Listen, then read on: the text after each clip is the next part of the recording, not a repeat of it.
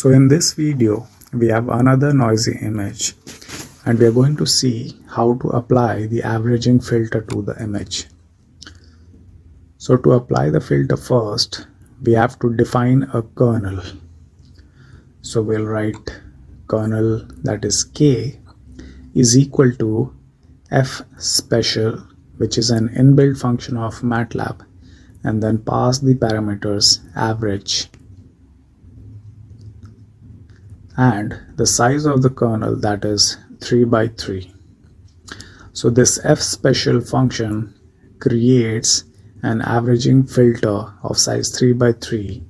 So to use this kernel, I will write new image is equal to IMFilter and then pass the noisy image. In the second parameter, I will pass the kernel.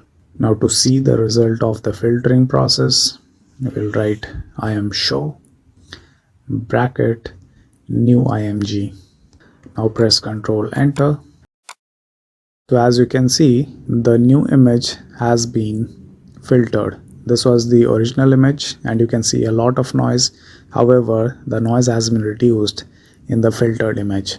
So let us see what is the effect of the size of the kernel. So we'll copy the entire code and change the values of the kernel to 5 by 5.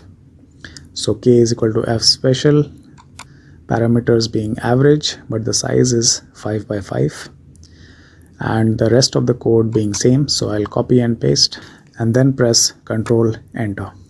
So now as you can see in the output, the noise has been reduced drastically. However, the details of the image have been lost. So the effect of increasing kernel size is that the noise filtering is increased. However, the details and the edges of the image gets blurred, or the details are reduced in the final image. So this is all about the averaging filter. See you in the next video.